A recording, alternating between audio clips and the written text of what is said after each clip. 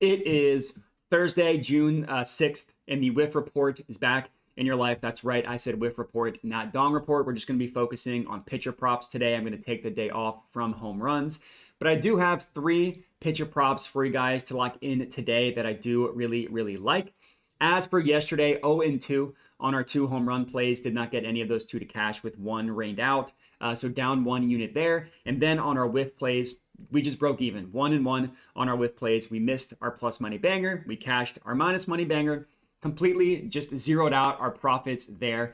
On the entire season, the Dong Report is brutal, down almost 20 units. And I told myself if I got to the 20 unit mark of loss, then I would start to reevaluate things. That's kind of what's happening now. So going to take a break on home runs for the time being. But the Whiff Report, despite the fact that we are slightly down, I do feel really, really good about, because spending more time diving into these pitcher props, I'm really confident that we're going to start seeing a lot of success. So the losses on the season are very slight, but I'm confident that we're going to have a good day today. And I'm confident we're going to have a good season overall. So if you are new to my channel, you at least missed the Dong Report, which was brutal, but hopefully these pitcher props go well. Would appreciate it if you could hit that subscribe button. And then for this specific video, if you could comment, would love that. And then check out my Dub Club if you are interested in getting everything, all my plays sent to you for $5 a month. Link to that is all over the video. But let's get into these plays. So I really like the 3 plays that we have today. First up is in the Rockies versus Cardinals game. I'm taking Sonny Gray over 6.5 strikeouts, minus 132 odds at FanDuel. So I'm going to put 1 unit on the mainline play, this over 6.5. And then I'm also going to put a half unit on him to get to 8+ strikeouts as well. You can get that at plus 144 odds at FanDuel. Really, really like the Sonny Gray train today.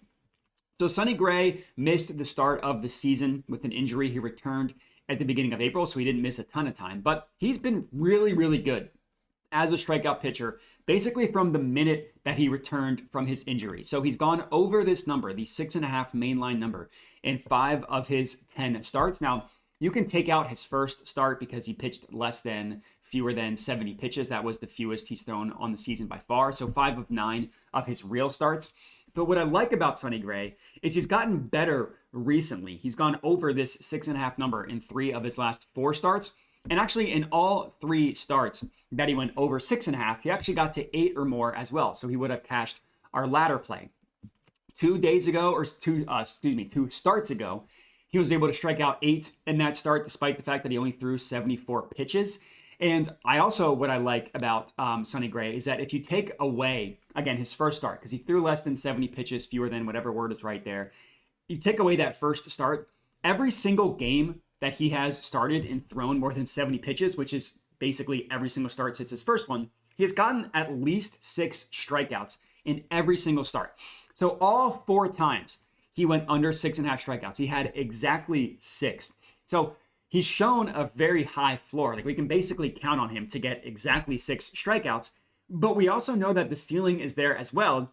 Considering all 5 of his starts, he went over 6.5. He also got to 8. So if you wanted to just take the ladder play, I wouldn't blame you. I wanted to be a little bit safer because that minus 132 on FanDuel is a pretty good price if you just line shop that. But unsurprisingly, if you dig into Sonny Gray's number, he has absolutely elite, electric strikeout stuff. He's got a strikeout rate on the season of 33.5%. Now, anything that is above 30% puts you in very elite category. He's closer to 35 than 30%, and that 33.5%, that would tie him with Tyler Glasnow for the second best strikeout rate in the entire MLB if you looked at the entire season. So really, really good strikeout rate. From there, he's got a swinging strike rate, so how frequently batters swing and miss, at 12.5%. Now, that's not as elite as his strikeout rate, but that's still top 20 in the MLB. And his called strike plus whiff rate, so how often do batters either swing or miss or don't swing at all, and it's called a strike, his number is at 32.7%. That would be the 3rd best called strike plus whiff rate in the entire MLB. Now, looking at the Rockies, they're definitely not one of the worst strikeout teams in the entire MLB, but they're definitely above average when you look at their team strikeout rate. Over the last 2 weeks, they have a team strikeout rate of 25.2%. That's not quite in the awful category, but it's still considered bad by FanGraphs standards, and bad being anything that is 25% and above. That 25.2%, that ties them with the 6th worst strikeout rate, the 6th highest strikeout rate in the MLB over the last 2 weeks. And you look at their lineup, they have 5 guys who strike out 27% of the time or worse. So with how electric Sonny Gray has been, I at least like him to get to 7 strikeouts. Hopefully he gets to the 8 number as well to cash out our ladder play.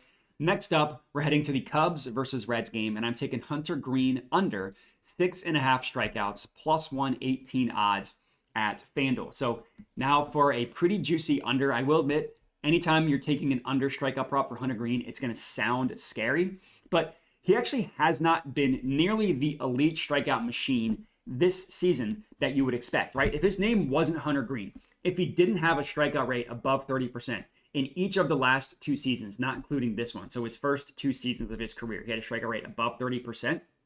If you take away that and you just look at this season, you wouldn't see this priced at 6.5, especially you wouldn't see it priced at 6.5 with the under at plus money. He's gone under 6.5 strikeouts. In 8 of his 12 starts this season, he has gone 6 or fewer strikeouts. And he's only gone over in 1 of his last 8. Now, normally I would see those numbers and be scared off because I like to fade those recent results. But I really think that his strikeout prop is just being inflated because of his name brand, because he's Hunter freaking Greene, who had an electric elite strikeout season his first 2 seasons in the MLB. This year, his strikeout rate is 25.9%. Now, don't get me wrong, that is still an above average good strikeout rate, but it's far from what it was the last 2 seasons where, again, it was above 30%. Last year, Hunter Greene had the 5th highest strikeout rate in the MLB. This year, he is down to 17th, which, again, that's not me saying he's a horrible strikeout pitcher, but he's not nearly as good as he was last year, so I think we're getting a good price on taking his under. And he's also been a much better pitcher. His ERA, his expected ERA are almost down by a full run this year compared to last year. So as he is striking out not as many batters, he's actually becoming a better pitcher. Now, I'm not going to say whether there's some sort of correlation there, whether him striking out less batters is making him a better pitcher overall. Just that his pitching stats, if you just look at like what actually matters for wins and losses, look better this year than they did last year, despite the fact that his strikeout stuff is down. Another reason why I think we're probably getting a discount on his under. And then there is another reason why I do like his under strikeout rate tonight, or strikeouts tonight, is Hunter Greene has a pretty high walk rate. That's always been a bugaboo of him, is he just walks too many batters. He has problems with his control. And the Cubs have a pretty high team walk rate. Hunter Greene, his walk rate is 10.2%. That's the 7th highest in the MLB this year, and that would have been the 4th highest if you just looked at all of last year. And then looking at the Cubs, they have the 7th highest walk rate in the MLB over the last 2 weeks, but on the entire season, they have the 3rd highest walk rate. So I could see this being a game in which Greene does accrue a high pitch count because of throwing too many walks and too many balls and stuff like that. That would obviously help this under. Now, I will admit, when we're looking at the Cubs, they are not a team that has a really, really low strikeout rate or anything like that. They're not the Blue Jays. They're not the Padres. This is not me saying that we're going to back the Cubs because they never strike out. This is more so a fade of Hunter Greene because I just think that the strikeout prop, I simply think that it's priced too high. Greene just pitched against these guys 5 days ago, and he had exactly 5 strikeouts. I'm kind of expecting something similar tonight as well. If you want to get even spicier, take an alt under 5.5 for pretty juicy odds. I wouldn't hate that. Obviously, lower that unit size, but we're just going with the official play that we have as our second play.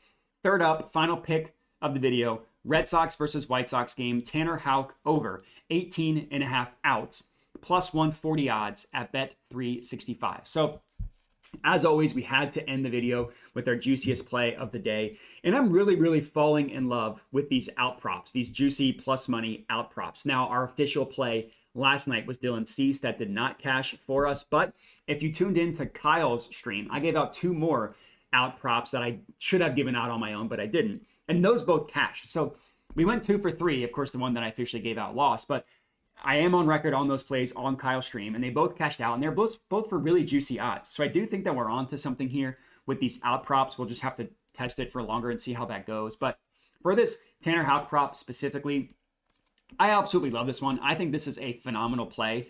For starters, if you just look at Houck this season, he's been phenomenal as a pitcher. Now, his 1.85 ERA is obviously crazy, but nothing about his advanced stats show that he's due for some steep regression or anything like that. His expected ERA is 3.37, which, sure, yes, that is higher than his ERA, but 3.37 is still a good expected ERA.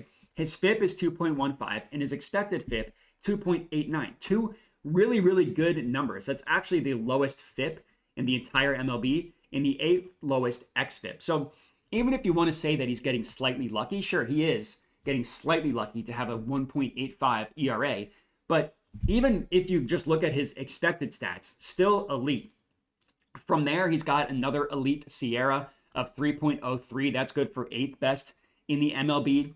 And you're going to see that he's only cashed this in 5 of his 12 starts this season, so the win percentage not quite in our favor. Granted, we're getting it at plus 140, so that kind of makes sense there. But what I like is his consistency. He has legitimately never had fewer than 17 outs in a game this year. He's had 17, 18 or higher in every single start. That means in every single start this season, he has at least pitched into the 6th inning. And if you take out his first start, he's thrown at least 90 pitches in every single start since then as well. So his last 11 starts, he's thrown 90 or more pitches. Now, he's only thrown over 100 pitches once, so he's not quite the pitcher that they will let rack up in the mid 100s pitch count, but he might not need to pitch into the mid 100s to get to at least into the 7th inning for the start against the White Sox, because the White Sox are horrible against right-handed pitching. Now, I know they hit up Jameson Taillon last night. Jameson Taillon stinks. He was one of the pitchers who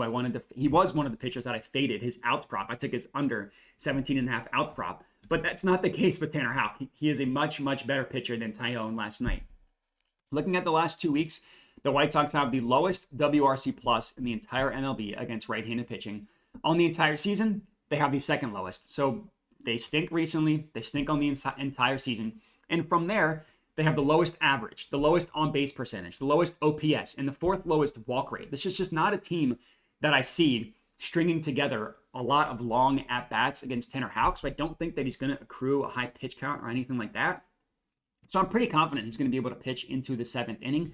Just give me 1 out in the 7th inning, and we cash this bad boy, rounding out our 3rd and final pick of the video. And that's all we got. 3 pitcher props for you guys to lock in. No dongs today. If you really wanted me to give out one, I would actually say Royce Lewis of the Twins has been phenomenal. So that would be my honorable mention dong, but I'm not officially tracking that or anything like that.